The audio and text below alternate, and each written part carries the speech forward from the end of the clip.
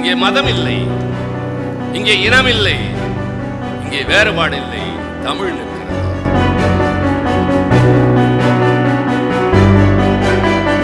ஆனால் தமிழன் மட்டும்தான் உழைத்தான், பிறரை வாழ வைத்தான். அதே நேரத்தில் தன்னுடைய தமிழ் மூலமாக மனதையும் பக்குவப்படுத்தி வாழ்ந்தவர். 2 வரிகளில் 2 சொற்களில் அவையை சிலிர்க்க வைக்கிற ஆற்றல் ஐயா.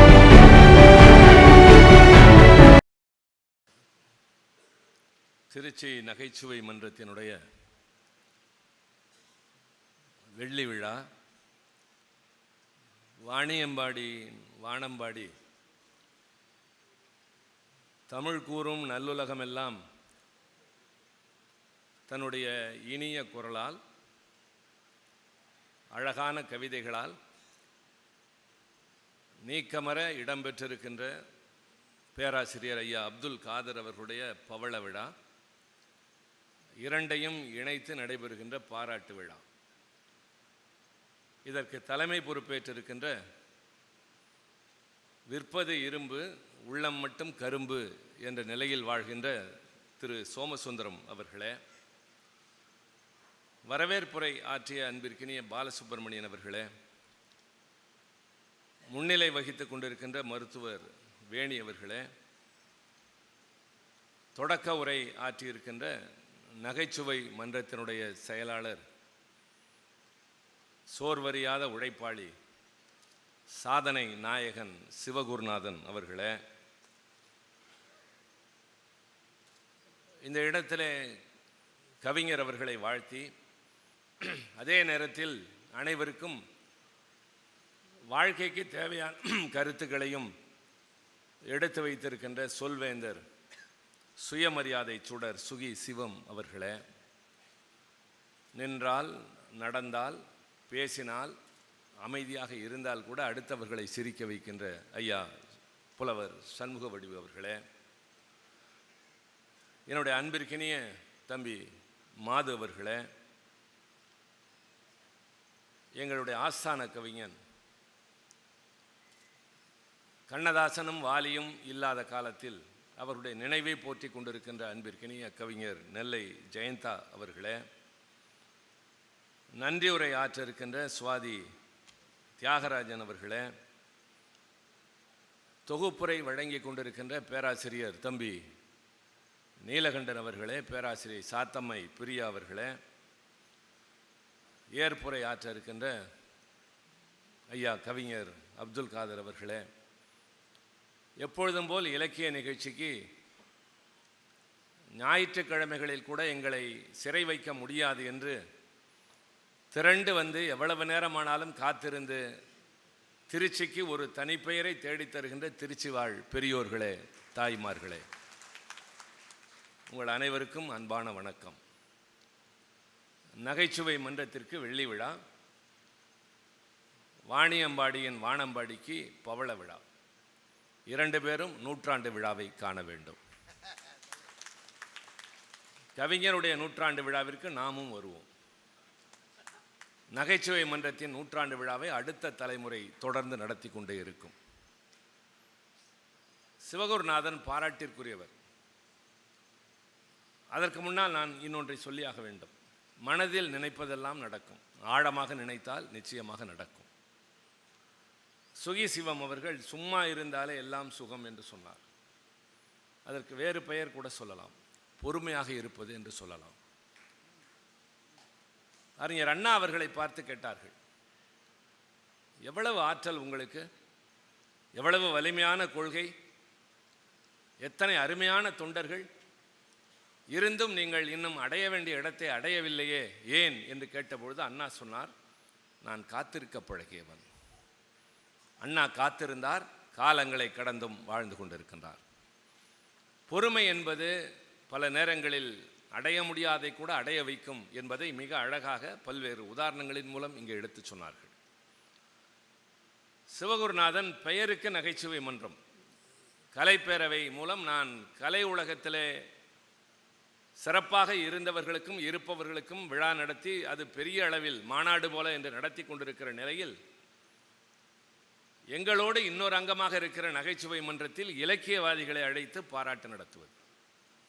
பேராசிரியர், நகைச்சுவையின் நாயகர், பட்டிமன்றங்களுடைய நடுவர் நமச்சிவாயம் அவர்கள், பேராசிரியர் சாலமன் பாப்பையா அவர்கள், நம்முடைய ஐயா சண்முக வடிவேல் அவர்கள், சொல்வேந்தர் சுகி சிவம் அவர்கள், நெஞ்சத்திலே நிலைத்து நிற்கின்ற ஐயா சத்தியசீலன் அறிவொளி, இவர்களோடு இன்றைக்கு பேராசிரியர் ஐயா அப்துல் காதர் அவர்களுக்கும் பாராட்டு என்கிற போது திருச்சியில் இப்படி இலக்கிய விழாக்களை தொய்வின்றி நடத்தி இந்த நாட்டிலே புகழ்பெற்றவர்களை அழைத்து அவர்களை பரவசப்படுத்தி அள்ளி கொடுக்க எங்களிடம் எதுவும் இல்லை, ஆனால் நெஞ்சம் நிறைய அன்பு இருக்கிறது, நாங்கள் வாரி வழங்குகிறோம் என்று நிகழ்ச்சிகளை தொடர்ந்து நடத்துகின்ற சிவகுருநாதனுக்கு நாம் அனைவரும் மனமார்ந்த பாராட்டினை தெரிவிக்க வேண்டும். விழாக்கள் நடத்துவது அவ்வளவு எளிதான காரியம் அல்ல. அதுவும் இது மாதிரி ஒரு அமைப்பை, நகைச்சுவை மன்றம் மாதந்தோறும் கூட்டம் நடத்தும். அதில் முத்தாய்ப்பு வைத்தால் போல் இதை போல ஆண்டு விழாக்களின் போது மிகச்சிறந்த அறிஞர்களை அழைத்து பாராட்டுவது, அதில் தவறாமல் நானும் இங்கே இருக்கிற மற்றவர்களும் கலந்து கொள்ளுகின்ற அந்த அற்புதமான நிகழ்ச்சி. நான் இன்னொன்றை சொன்னேன், நினைத்தது நடக்கும் என்று சொன்னேன். அதற்கு உதாரணம், இந்த விழாவில் நான் கலந்து கொள்ள வேண்டும் என்பது நிகழ்ச்சி முடிவான அன்றே நாங்கள் இருவரும் பேசி ஒத்துக்கொண்ட ஒன்று. நாடாளுமன்றத்தினுடைய குளிர்காட்ட கூட்டத்தொடர் 22ஆம் தேதி முடிந்துவிடும், நான் 23 வந்து விடுகிறேன் என்று தான் சொல்லியிருந்தேன். ஆனால் எதிர்பாராமல் 17ஆம் தேதி நடக்கவிருந்த என் கட்சியின் மாநாடு 24க்கு மாறியது. சிவகுருநாதன் கொஞ்சம் கூட கலங்கவில்லை. அதில் கலந்து கொண்டு விட்டு இங்கே வாருங்கள், அதுவரை நடக்கும் என்று சொன்னார்.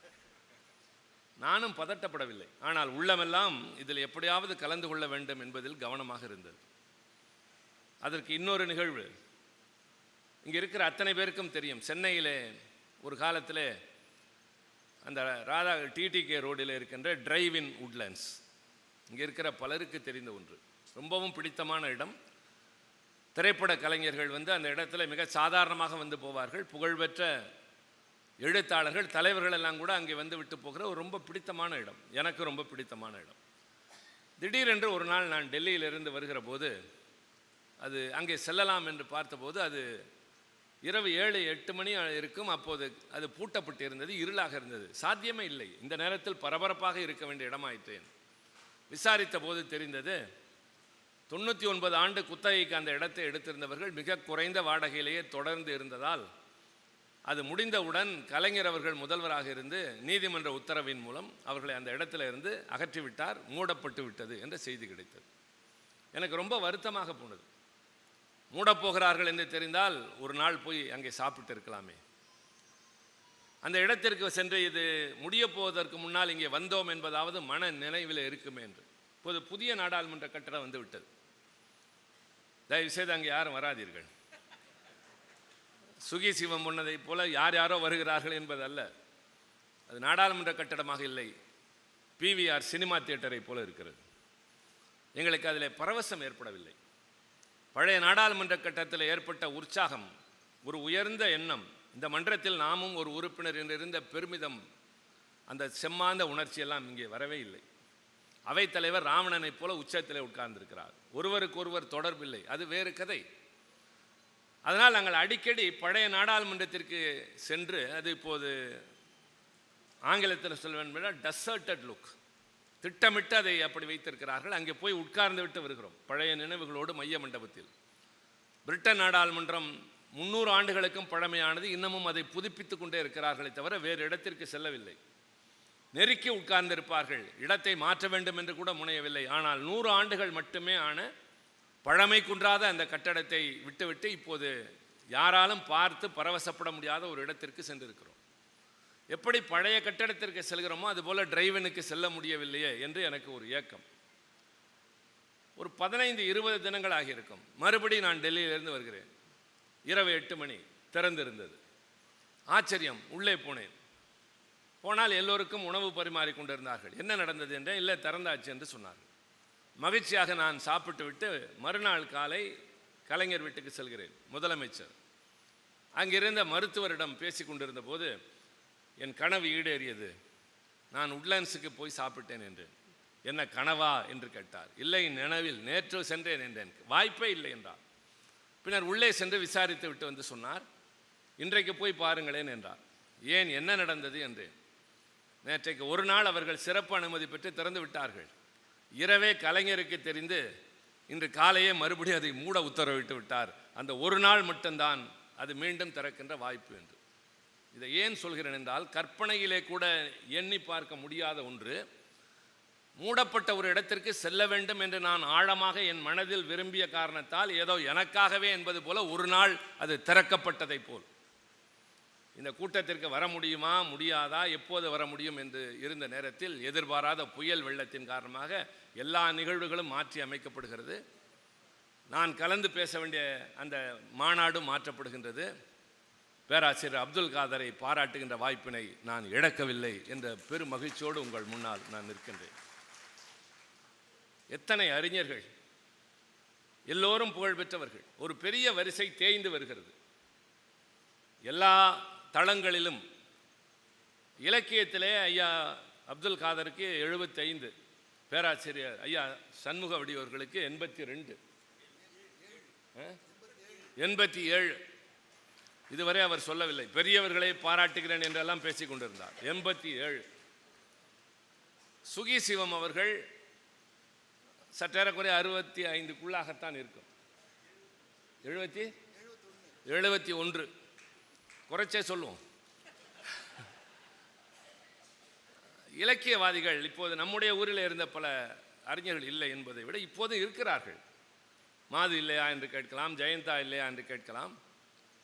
ஆனால் ஒரு தன்மை நிறைந்த தலைமுறை மெல்ல மங்கி வருகின்றது. இலக்கியத்தில், அரசியலில், திரைத்துறையில், கவிதை துறையில், எல்லா இடங்களிலும் ஒரு சிறந்த தனித்தன்மையோடு இருந்தவர்களுடைய அந்த வரிசை மங்கி வருவதை நாங்கள் ஆதங்கத்தோடு பார்க்கிறோம். அவருடைய தன்மைகளை எங்களதாக்கிக் கொள்ள வேண்டும் என்ற உணர்வு குன்றியிருக்கிற ஒரு தலைமுறை தலையெடுத்திருக்கிற காலம். ஓடிக்கொண்டிருக்கின்ற வேகமான இந்த உலகத்தில், அவசரமான இந்த யுகத்தில், விஞ்ஞானமும் தகவல் தொழில்நுட்பமும் ஆக்கிரமித்துக் கொண்டிருக்கிற போது ஒரு பெரிய மகிழ்ச்சி, ஞாயிற்றுக்கிழமை இத்தனை பேர் உட்கார்ந்திருக்கிறார்கள் என்பது மட்டுமல்ல, இந்த நிகழ்ச்சியின் இன்னொரு வெற்றி, சுகி சிவம் மகிழ்வார். ஒருவர் கூட கையிலே செல்லிடப்பேசி எடுத்து அதை பார்க்கவில்லை என்பது இந்த மன்றத்தினுடைய சிறப்பு. வேறு எந்த நிகழ்ச்சிக்கு சென்றாலும் பேசிக்கொண்டே இருப்போம், அங்கே ஒருவருடைய கை ஓடிக்கொண்டே இருக்கும். அப்படிப்பட்ட எதுவுமே இல்லாமல் இங்கே இவ்வளவு கேட்கிறார்கள் என்கிற போது இதுதான் ஒரு நிகழ்ச்சியினுடைய வெற்றி. காரணம், அவர் மீது நாம் கொண்டிருக்கிற அன்பு, அவரால் ஏற்பட்ட பரவசம். தமிழ் அவரால் தழைத்தது. கவிதை உலகில் அவருடைய கவிதைகள் நடைபோட்டு வந்தபோது அரங்கம் அதிர்ந்தது, மகிழ்ந்தது, இன்னமும் நினைவு கூறுகின்றது. அவரை பேசுகிற போதே பேராசிரியர் ராதாகிருஷ்ணனை பற்றியும் பேசுகிறார்கள். ஏன், அவரால் இவர் என்று. இப்பொழுது என்னை பற்றி பேச ஆரம்பித்தால் கலைஞரை பற்றியும் அண்ணா பற்றியும் பேசித்தான் ஆக வேண்டும். ஒவ்வொருவருக்கும் பின்னால் யார் என்பதைப் போல எல்லோரும் பேராசிரியர் ராதாகிருஷ்ணனை பற்றி பேசினார்கள். அவருடைய பிள்ளை இங்கே பேசியது. மாது இங்கே பேசுகிற போது 2 செய்திகளை சொன்னார். என் தந்தை வைத்திருந்ததை எல்லாம் கொள்ளையடித்து கொண்டு போய்விட்டார்கள். முதலில் ஐயா அப்துல் காதர், அப்புறம் சுகி சிவம், அப்புறம் சண்முக வடிவு, எனக்கென்று எதுவுமே இல்லை. தம்பி மாது, உன் தந்தை வைத்திருந்தது கொள்ளையடித்து கொண்டு போனால் குறைந்து போகிற சாதாரணமான காசு பணம் அல்ல, அள்ள அள்ள குறையாத அறிவு செல்வம். தீயினால் எரியாது, வெள்ளத்தினால் அடிக்க முடியாது என்று நாலடியாரில் சொல்கிற கல்வியை போல உங்கள் தந்தையின் ஞானம் அது கொடுக்க கொடுக்க கொடுக்க பெருகி கொண்டிருந்ததை தவிர குறையவில்லை. இவர்கள் மூலமாக மேலும் வளர்ந்தது. உங்களிடமும் அது கொஞ்சம் இருக்கிறது. அவர் இன்னொன்றை சொன்னார். நம்முடைய ஐயா சண்முக வடிவை இங்கே வந்து தன்னுடைய பேச்சு ஓட்டத்தில் 2ஐ மறந்து விட்டால் அல்லது வேண்டுமென்றே விட்டாரா எனக்கு தெரியாது. ஒரு தோழர் கொண்டு வந்து எனக்கு ஒரு சின்ன அன்பளிப்பை கொடுத்தார். இப்படியே பார்த்து கொண்டிருந்தார். அவர் பார்வை அங்கே இருந்தது. நான் சொன்னேன், விலை மதிப்புள்ளதாக இருந்தால் கொடுத்து விடுவேன், அதில் உள்ளே ஒன்றும் இருக்காது, எனக்கு தான் தெரியும், ஒரு சாதாரணமான தின்பண்டம் ஏதாவது இருக்கும் என்று. அப்போதான் அவர் சொன்னார், மாது பேசி கொண்டிருக்கிற போது, அப்துல் காதரையா அவர் வீட்டுக்கு வருகின்ற காலத்தில் இவர் சின்ன பிள்ளையாக அவர் நெஞ்சில் ஏறி உதைத்தாராம். அதனால்தான் நானும் பேச ஆரம்பித்தேன் என்று சொன்னார். அவர் சொன்னதை நான் இங்கே சொல்லிவிடுகிறேன். நல்ல வேலை, இவன் உதச்சதுனால தான் அவர் கவிஞரானான்னு சொல்லாமல் போனாங்க.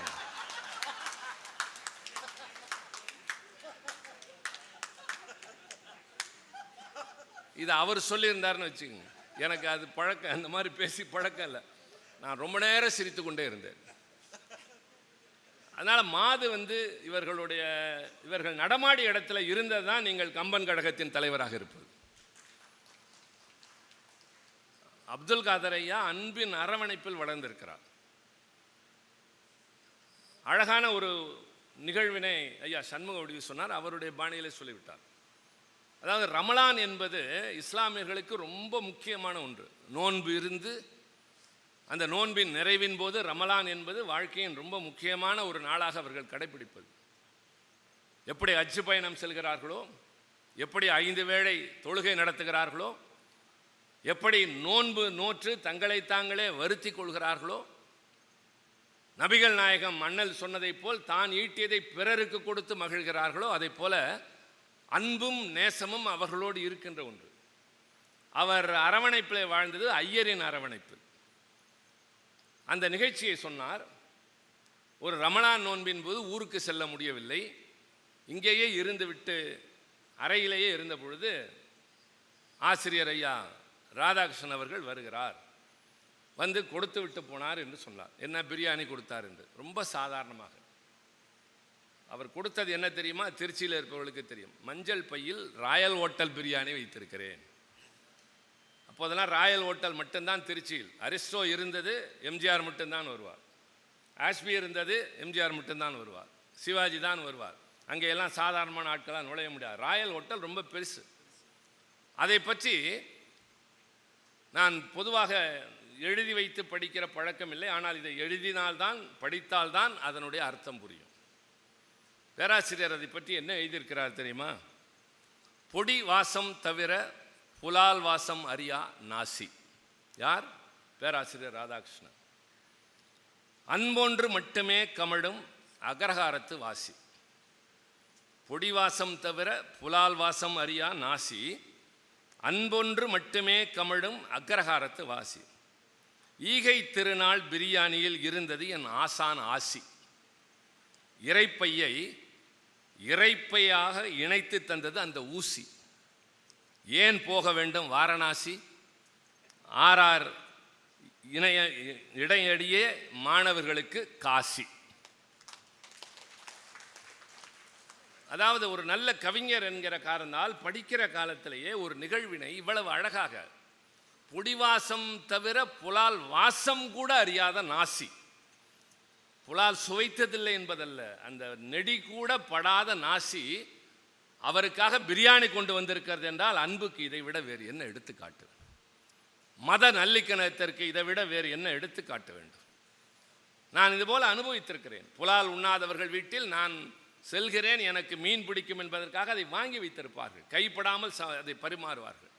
அப்போதெல்லாம் எங்கு போய் சேர்ந்து சாதியாவது மதமாவது ஒன்றுமே இல்லை, மனிதனுடைய மனம்தான் முக்கியம் என்பதற்கு இதெல்லாம் எடுத்துக்காட்டுகள். வாழ்ந்து காட்டியிருக்கிறார்கள், வெறும் பேச்சுக்கு அல்ல. அதே போலத்தான் எனக்கு அவரை தெரியும், பேராசிரியர் ராதாகிருஷ்ணனை பல நேரங்களில் சொல்லியிருக்கிறேன்.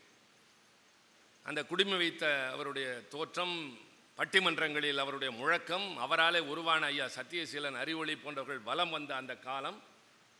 ஆசா ஞான சம்பந்தன் ஒரு விழாவிலே பேசுகிற போது அடுத்த பேராசிரியர் ராதாகிருஷ்ணன் ஆர்ஆர் என்று சொல்வார்கள். அடுத்த நிகழ்ச்சிக்கு செல்ல வேண்டிய காரணத்தால் நீங்கள் முன்னையே முடித்து விட்டு கிளம்புங்களேன் என்று சொல்லியிருக்கிறார். கீவாஜாவை போல அவர் பதில் சொல்லியிருக்கிறார், எனக்கு முன்னே முடித்த பழக்கம் இல்லை, பின்னே முடித்துதான் பழக்கம். அவர் ஒரு முறை பேருந்தில் வருகிற போது ஏற்பட்ட ஒரு சின்ன பிரச்சனை, சின்ன மாணவர்களை கொந்தளிக்க வைத்து நடந்த நிகழ்ச்சி ஒரு பெரிய நிகழ்ச்சி. இந்த கிளைவ்ஸ் ஹாஸ்டல் என்பது உங்களுக்கு தெரியும். மாணவர்களை காவல்துறையினர் அடித்தது, ஒரு பெரிய போக்குவரத்து துறைக்கு அவர்களுக்கு மோதல் ஏற்பட்டது. அதுக்கு காரணமே மூலமே பேராசிரியர் ராதாகிருஷ்ணன் அவர்கள் தான். நான் அப்போது கல்லூரியில் படித்து கொண்டிருந்தேன். அவருடைய உருவாக்கம் இவர்களெல்லாம் ஒரு நல்ல ஒரு குருகுல வாசத்தை போல. குருகுலம் என்பது வேறு, அங்கே நிறைய வேண்டியது வேண்டாதெல்லாம் நடக்கும். ஆனால் இவர் எல்லோரையும் ஒன்றாக நடத்தியிருக்கிறார். அவர் வீட்டிலே மாம்பழத்தில் எப்படி அல்வா செய்வது என்பதை பற்றி ஐயா சண்முக வடிவு சொன்னார்.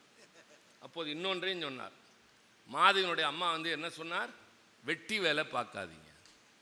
அவர் அதைத்தான் சொல்லுவார். நீங்கள் செய்யாதீர்கள் என்றால் என்ன தெரிகிறது?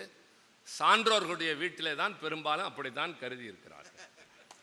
சாக்ரட்டிஸ் ஊருக்கெல்லாம் உபதேசம் செய்து கொண்டு எல்லோரும் கூடி நிற்கிற போது, இளைஞர்கள் திரண்டு வந்து கேட்கிற போது, அவருடைய மனைவி அவரை கடுமையாக பேசியதாக, தண்ணீரை மோண்டு ஊற்றியதாக எல்லாம் படித்திருக்கிறோம். அதை கூட அவர் இடித்தது இப்போது மழை பெய்தது என்று சொன்னதாகவெல்லாம் சொல்வார்கள். ஆனால் அதையெல்லாம் பொருட்படுத்தாமல் இதெல்லாம் ரொம்ப சகஜம். அந்த அளவிற்கு அந்த அம்மையார் நெருக்கமாக இருந்திருக்கிறார், குறைவாக அல்ல.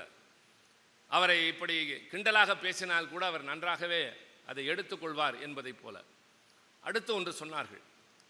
பணத்தால் அடித்தேன், கைது செய்தார்கள். பணத்தால் அடித்தேன், விட்டு விட்டார்கள்.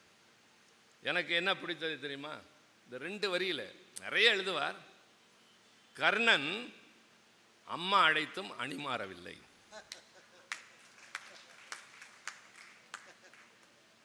என்ன அழகான வார்த்தை பாருங்கள்.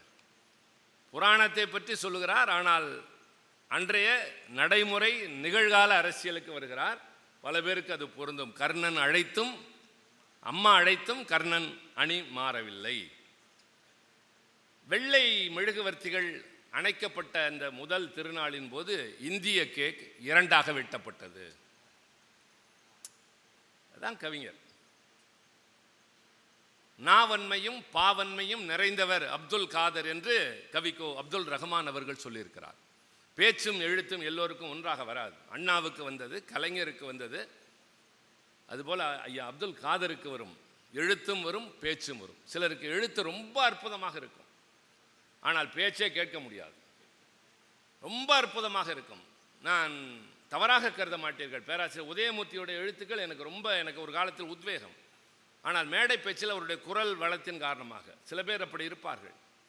ஆனால் பேச்சும் எழுத்தும் மிக திறமை வாய்ந்தது என்கின்ற அளவிற்கு அவருடைய எழுத்துக்கள் அமைந்தன, பேச்சு அமைந்தது என்று சொல்லுகிற போது, எழுத்துக்கள் என்பவை என்ன, சொற்கள் என்பவை என்ன? அவை வெறும் வடிவம்தான். ஆனால் உணர்ச்சிகள் சொற்களுக்கு உயிர் கொடுக்கும். அறிவு சொற்களுக்கு வழிகாட்டும். அறம் அதற்கு ஒரு உத்வேகத்தை தரும். தாய்மை அந்த எழுத்துக்களுக்கு கருணை தரும். காதல் அந்த எழுத்துக்களுக்கு கனிவு தரும். நட்பு எழுத்துக்களுக்கு நேசம் தரும். இது எல்லாம் கைவந்த ஒரே மனிதன் கவிஞனாக மட்டுமே தான் இருக்க முடியும். கன்னியாகுமரியில் கனிவான பார்வையில், கன்னியாகுமரியின் கனிவான பார்வையில் அரபிக்கடலும் இந்து மகா சமுத்திரமும் கைகோர்க்கிறது. நீருக்கு வார்த்தது நிலத்திற்கும் வருமா? என்ன ஒரு ஏக்கம் பாருங்க. இதெல்லாம் நம்ம பிரச்சாரம் செய்யவில்லை. இந்த மேடையில் யார் இருக்கிறோம்? சுகி சிவமும் மாதுவும் கம்பராமாயணத்தையும் மகாபாரதத்தையும் தலைகளாக பேசக்கூடியவர்கள். அவர்களை விட அதிகமாக பேசக்கூடியவர் ஐயா அப்துல் காதர் அவர்கள். இங்கே மதம் இல்லை, இங்கே இனம் இல்லை, இங்கே வேறுபாடு இல்லை, தமிழ் நிற்கிறது. தமிழை போல் இணைக்கிற பாலம் எதுவும் இல்லை. உள்ளத்தால், உணர்வால், அன்பால், பாசத்தால் நாம் ஒன்றாக வாழ்கிறோமே, நம்மை போல் பிறரும் இல்லையே என்று இயங்குகிற இயக்கம். தமிழகத்தில் இருக்கிற இந்த நேச உணர்வு மற்ற பகுதிகளில் இல்லை என்பது நடைமுறை. யாரும் மறக்கக்கூடாது, மறுக்கவும் முடியாது. நீங்கள் நிறைய அனுபவம் பெற்றவர்கள். வடபுலங்களில் இது மாதிரி கருத்தரங்குகள் கிடையாது, கவியரங்குகள் கிடையாது, பட்டிமன்றம் என்பதே தெரியாது. இதெல்லாம் புதுமை அவர்களுக்கு. ஆனால் தமிழன் மட்டும்தான் உழைத்தான், பிறரை வாழ வைத்தான். அதே நேரத்தில் தன்னுடைய தமிழ் மூலமாக மனதையும் பக்குவப்படுத்தி வாழ்ந்தவன். இது மாதிரி அருமையான இசை நிகழ்ச்சிகளின் மூலம், கவியரங்குகளின் மூலம், பல்வேறு அறிஞருடைய கருத்துக்களின் மூலம் ஒரு அவையை செறிய வைத்து, அறிவை வளர வைத்து வாழ்ந்த தமிழனின் அந்த வரலாறு தொடர்ந்து கொண்டே இருக்கின்றது. அதனுடைய மிகப்பெரிய அடையாளங்களில் ஒன்றாகத்தான் ஐயா பேராசிரியர் அப்துல் காதர் அவர்கள். அவருடைய எழுத்துக்கள் என்பவை நம்மை ஒரு காலத்தில் மெருகேற்றி இருக்கின்றன. அண்ணா, கலைஞர் என்கிறோமே, என்ன காரணம்? அவர்கள் பேச்சும் எழுத்தும் கருத்துக்களும் சொன்னவைகளும் நம்மை யார் என்று நமக்கு உணர்த்தியது. தமிழன் தான் யார் என்பதை உணரத் தொடங்கியதே இந்த பேர் இயக்கம் தோன்றி இந்த தலைவர்கள் பேச ஆரம்பித்ததற்கு பின்னால் தான். அதுவரை இருந்ததும் தெரியாது, இழந்ததும் தெரியாது, இழந்ததற்கு காரணமும் தெரியாது. கஞ்சி குடிப்பதற்கெல்லார் அதன் காரணங்கள் இவை என அறிவுமிலார். பாரதி சொன்னான், கஞ்சி குடிப்பதற்கு இல்லை, அதன் காரணங்கள் இவை என அறிகின்ற அறிவும் இல்லை என்றானே. அதை போலத்தான் தமிழன் வாழ்ந்தான். உலகமெங்கும் சென்றோம், வீரனாய், விவேகியாய், ஞானியாய். கற்புக்கரசிகளுடைய வாழ்வின் நெறிமுறைகள் எங்களுடைய பண்பாடு என்று சுமந்து கொண்டு சென்ற தமிழன் பல நாடுகளை வென்றான். ஆனால் அந்த நாடுகளை தனதாக்கி கொள்ளாமல் பாடம் புகட்டி விட்டு திரும்பி வந்தான். பண்பாட்டுக்கு சொந்தக்காரன், வீரனுக்கு சொந்தக்காரன். நிலம் இருந்தது, மொழி இருந்தது, இலக்கியம் இருந்தது, எல்லாம் படையெடுப்புகளால் இழந்தோம். பண்பாட்டு படையெடுப்பால், கலாச்சார படையெடுப்பால், மொழி படையெடுப்பால், நில படையெடுப்பால் எல்லாவற்றையும் இழந்து தமிழன் என்ற போது அண்ணா என்ற அற்புத தலைவன் தோன்றி அவர்களெல்லாம் மீண்டும் எழுந்து நிற்க வைத்தார். அவரை ஒரு அரசியல் தலைவன் என்பதிலிருந்து மாறி பார்க்க தொடங்கியவர்கள் தான், கலைஞரை போல அவரையும் ஏற்று தொடங்கியவர்கள் தான் இதோ இந்த மேடையில் உட்கார்ந்து. அங்கே அரசியல் இல்லை, தமிழ் நின்றது, தமிழன் என்ற உணர்வு நின்றது. நம்முடைய நிலம் என்பதில் இருந்த மேன்மை தெரிந்தது.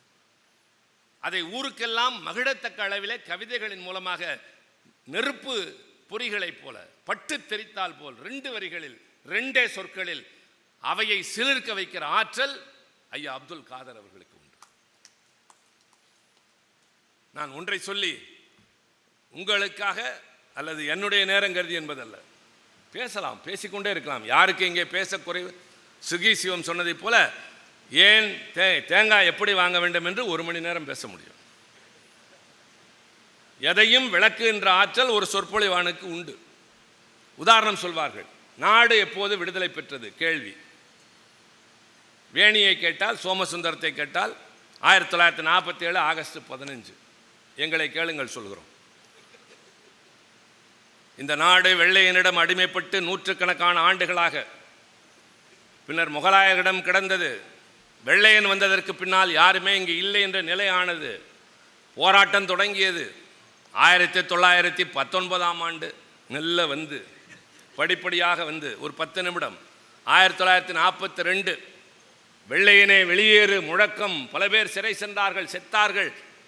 கிடைத்ததா விடுதலை? இல்லை. மெல்ல மெல்ல மெல்ல 47க்கு வருவோம். 43, 44, 47, 47 அப்போதாவது கிடைத்ததா? இல்லை. ஜனவரி மட்டும்தான் பிறந்தது. மெல்ல மெல்ல மெல்ல ஆகஸ்டிலும் 14 வரை வந்துவிடும். இதற்குள்ளாக நிறைய கதைகள், யார் யார் செத்தார்கள், என்னென்ன தியாகம் செய்தார்கள் என்று சொல்லி இந்த 14 விடுதலை வருகிற போது பொழுது விடிந்து விடும். இந்த சொல்லுகிற ஆற்றல் சொற்பொழிவாளர்களுக்கு மட்டும்தான் உண்டு. எனவே இது ஒன்றும் சாதாரணமான வேலை அல்ல. எழுதுகிற போது ஏதாவது தவறாக எழுதினார்ந்தால் அடித்து விடலாம், பேசுகிற போது அது முடியாது. வில்லிலிருந்து விடுபட்ட கணை என்பதை போலத்தான் சொல்லிய சொற்கள் வாயிலிருந்து வந்தால் மீண்டும் திரும்ப பெற முடியாது. அதனால்தான் வள்ளுவர் சொன்னார், சொல்லுக சொல்லில் பயனுள்ள சொல்லற்க சொல்லில் பயனிலா சொல். எவ்வளவு அற்புதமாக சொல்லிவிட்டு போயிருக்கிறார். அதுபோல பேசுவது என்பது அவ்வளவு எளிதல்ல. சிந்தித்து கொண்டே சரியான சொற்களை பேசிக்கொண்டே இது எங்கேயும் திசை திருப்பி அழைத்து சென்று விடக்கூடாதே என்ற உணர்வோடு பேச வேண்டிய பொறுப்பு மேடையில் பேசுகிறவர்களுக்கு உண்டு.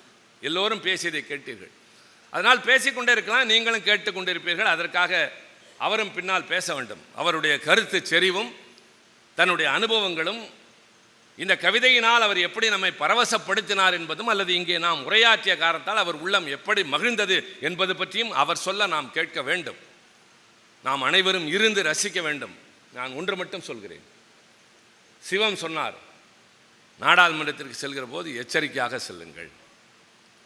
எதற்காக? நீங்கள் யாருக்கும் பயப்பட மாட்டீர்கள் என்றார். நான் பயப்பட மாட்டேன். என்னை பார்த்து சிலர் பயப்படுகிறார்கள் என்றார். எனக்கு அதை பற்றி தெரியாது. ஆனால் அவர் சொன்னதனுடைய காரணம் தெரியுமா? எவ்வளவு பாதுகாப்புள்ள ஒரு கட்டடத்தில் உள்ளே நுழைவது, நாடாளுமன்ற உறுப்பினர்களுடைய உதவியாளர் கூட பாஸை பார்த்துவிட்டு தான் உள்ளே விட முடியும் என்ற ஒரு கட்டடத்திற்குள் உள்ளே வந்து மேலே இருந்து கீழே குதித்து அடிபடாமல், நன்றாக கவனியுங்கள், 25 அடி உயரத்திலிருந்து ஒருவன் கீழே குதித்து, இங்கிருந்து குதித்தால் கால் போய்விடும். ஸ்பைனல் கார்டு, முதுகெலும்பு முறியும். 25 அடி உயரத்திலிருந்து குதித்து குரங்கு போல ஒவ்வொரு இடத்திற்கும் தாவி தாவி ஒருவன் செல்கிறான் என்றால் என்ன தெரிகிறது? அத்துமீறி உள்ளே நுழைந்தான் என்பது மட்டுமல்ல, அவன் நன்றாக பயிற்சி பெற்றவன். அவன் கால் உறையிலிருந்து ஒரு வண்ணப்புகையை எடுத்து வீசினான். அதுவே வேறு வாயுவாக இருந்தால், விஷவாயுவாக இருந்தால் சரி, எப்படி அவனை உள்ளே அனுமதித்தார்கள்? என் கட்சியில் ஒரு உறுப்பினர், மூத்த வழக்கறிஞர் என்ஆர் இளங்கோவனுடைய உதவியாளர்கள் வழக்கறிஞர்கள் உள்ளே வருகிறார்கள். அவருடைய காலணியை எல்லாம் கலட்ட சொல்லி சோதனையிட்ட நாடாளுமன்றத்தில் இவர்களை எப்படி உள்ளே அனுமதித்தார்கள்? அவர்களை கூட்டி வரச் சொன்னது யார்? என்ன நோக்கத்தோடு வந்தார்கள்? ஒன்றை சொன்னோம், வந்தவன் ஒன்றை உணர்த்தி விட்டு போயிருக்கிறான். நான் ஒன்றும் செய்யவில்லை, ஆனால் எதுவும் செய்ய முடியும் என்று காட்டிவிட்டு போயிருக்கிறான். இது யாருக்கு விடப்பட்ட எச்சரிக்கை? ஐயா, ஒரு செய்தி மட்டும் சொல்கிறேன், ரொம்ப முக்கியம், உங்களுக்கு சேர்த்துதான். ஜெனரல் டயர் ஜாலியன் வாலாபாக் படுகொலைக்கு காரணமானவன். அவனை இந்த படுகொலைக்கு பின்னால் இராணுவ நீதிமன்றம் விசாரிக்கிறது. விசாரிக்கிற போது கேட்கிறார்கள், நீ எத்தனை பேரை கொன்றாய் தெரியுமா? 390.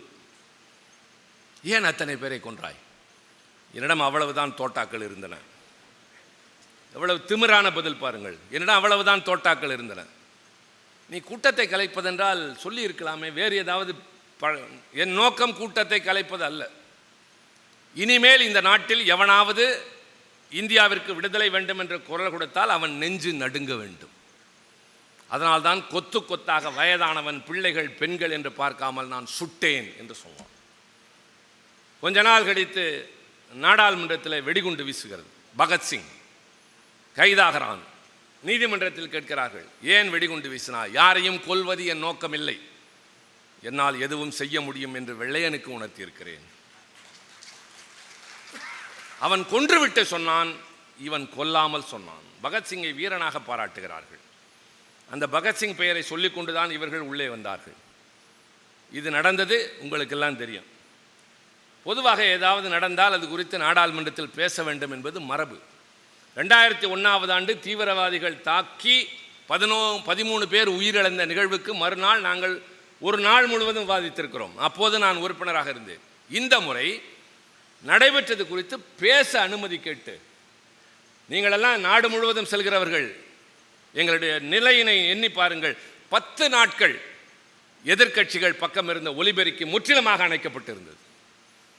நேரலை தொலைக்காட்சி என்று காட்டுகிற அந்த தொலைக்காட்சி வெறும் ஆளுங்கட்சியை மட்டுமே காட்டிக் கொண்டிருந்தது. எங்களுடைய கதறல், கூச்சல், எல்லோரும் தங்களுடைய இயல்பை மறந்தோம். 10 ஆண்டுகள் முதலமைச்சராக இருந்த ஒருவர், பல ஆண்டுகள் நாடாளுமன்றத்தில் அமைச்சர்களாக இருந்தவர்கள், நம்மை போல சில தனித்தன்மை உடையவர்கள் எல்லாவற்றையும் மறந்துவிட்டு கதறினோம். கொஞ்சம் வாய்ப்பு கொடுங்கள், ஒலிபெருக்கியை கொடுங்கள், நாங்கள் சொல்கிற கருத்தை கேட்டுவிட்டு பதிலாவது சொல்லுங்கள் என்றோம். ஒன்றுமே இல்லை. வேறு எதற்கு நாங்கள் இங்கே வருகிறோம்? பேசுவதற்குத்தானே. அவர்கள் எங்களை பற்றி தாறுமாறாக பேசுவதெல்லாம் பதிவாகிறதே, எங்களை பற்றி நீங்கள் விமர்சிப்பதெல்லாம் ஊருக்கு போய் சேர்கிறதே, நாங்கள் நியாயத்தை பேசக்கூட வாய்ப்பில்லையே என்று கதறியதற்கு 146 பேரை தூக்கி வெளியே வீசினார்கள். நாடாளுமன்றத்தில் இதுவரை நடக்காத நிகழ்வு.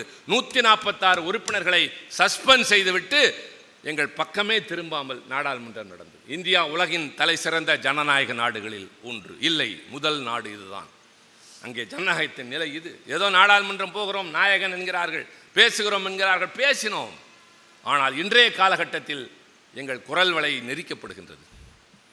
எங்களுடைய கூக்குரல் எல்லாம் மக்களுக்கு சென்று சேர்வதில்லை. இப்படி இடத்திலே சொன்னால்தான். நான் ஐயாவை பாராட்டுவதோடு நிற்கக்கூடாது. நீங்கள் இந்த தமிழை மட்டுமே தழைக்க வைக்கவில்லை, இந்த மானுடத்தை வாழ வைப்பதற்காக நீங்கள் பாடுபட்டு இருக்கிறீர்கள், இன்னமும் பாடுபட்டு கொண்டிருக்கிறீர்கள். உங்கள் மூலமாகத்தான் இந்த விழாவில் தான் சொல்ல வேண்டும்.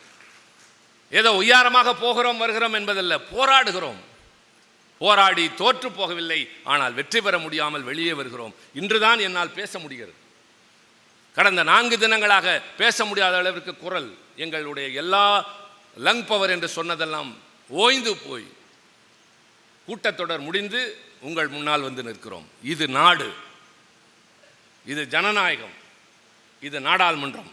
ஜனநாயகத்தின் ஆலயம் என்று சொல்வதில் ஒரு பக்கத்தினுடைய குரலை கேட்கக்கூட தயாராக இல்லாமல் எல்லாவற்றையும் முடக்கி வைத்துவிட்டு எல்லாவற்றையும் இருட்டடிப்பு செய்கிற அந்த நிலையிலிருந்து என்னை புதுப்பித்துக் கொள்வதற்காக, புத்துணர்ச்சி பெறுவதற்காகத்தான் இந்த தமிழ் முழங்குகின்ற மேடையில் நான் வந்து உங்கள் முன்னால் இருக்கிறேன். நாங்கள் போர் வீரர்கள். போருக்கு செல்வதற்கு முன்னால் புலவர்களுடைய இனிமையான அந்த கருத்துக்களை, தமிழை கேட்டால் இன்னும் கொஞ்சம் எங்களுக்கு வீரம் பிறக்கும், வேகம் பிறக்கும்.